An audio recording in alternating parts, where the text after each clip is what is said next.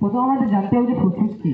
আমাদের প্রধান শ্বাসাঙ্গ হলো ফুসফুস, যার সাহায্যে আমরা প্রশ্বাস নিই ও নিঃশ্বাস ছাড়ি, অর্থাৎ অক্সিজেন গ্রহণ করি ও কার্বন ডাইঅক্সাইড ত্যাগ করি। এবার আমরা জানবো যে ফুসফুসের অবস্থান কোথায়। আমাদের ফুসফুস দুটি মুখ্য গহ্বরে ডায়াফ্রাম বা মধ্যচ্ছদা পর্দার উপরে চারিদিক দিয়ে মুখ্য পিঞ্জর দ্বারা আবদ্ধ থাকে। এবার আমরা জানবো যে আমাদের ফুসফুসগুলির আকৃতি কী। আমাদের বাম ফুসফুসটি ডান ফুসফুসের তুলনায় আকার কিছুটা ছোট হয়, যেটা আপনারা এই ছবিতে লক্ষ্য করতে পারবেন যে বাম ফুসফুস ডান ফুসফুসের তুলনায় সামান্য ছোট। এর কারণ হচ্ছে আমাদের হৃৎপিণ্ডের অবস্থান। আমাদের হৃৎপিণ্ডটি উভয় ফুসফুসের মাঝে কিছুটা বাম দিকে সেটা অবস্থান করেছে। এরপর আমরা আমার শ্বসনতন্ত্রের কিছুগুলো অঙ্গ নিয়ে জানবো।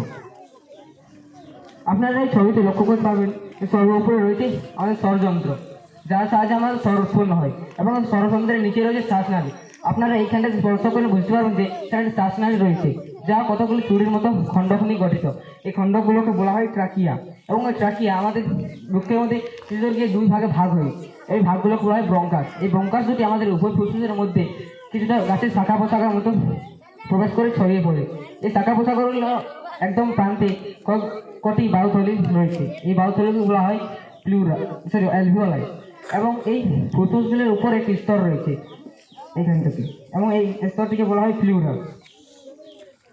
এবার আমরা আমাদের ফুসফুস সম্বন্ধে কিছু তথ্য জানবো।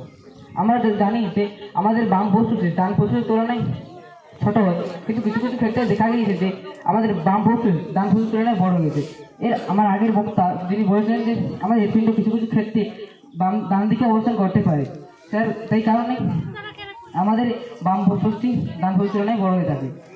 এছাড়াও আমরা জানি যে আমাদের শরীরে দুটি ফুসফুস থাকে, কিন্তু কিছু কিছু ক্ষেত্রে জন্মগত জেনেটিকজনিত কারণে কারো একটি ফুসফুস সংগঠিত হয়ে থাকে, কিংবা টিবি অর্থাৎ যক্ষা, নিউমোনিয়া, ধূমপানের মতো ইত্যাদি কারণে কারো একটি ফুসফুস নষ্ট হয়ে যায়, যার ফলে ডাক্তারবাবুরা সেই ব্যক্তির দেহ থেকে সেই ফুসফুসটিকে বাদ দিয়ে দেয়।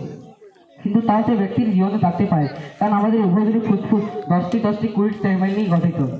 যার থেকে যদি 10টি সেগমেন্ট বাদ দিয়ে হয়, তাহলে সেই ব্যক্তির জীবন থাকতে পারে, কিন্তু তাকে তার সেই অপর ফুসফুসটি ভালোভাবে যত্ন নিতে হবে।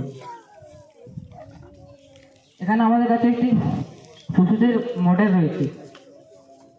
এটি হলো আমাদের বাম ফুসফুসটি, যার মধ্যে এগুলো হলো লবিউল। এটি দুটি খণ্ডে বিভক্ত।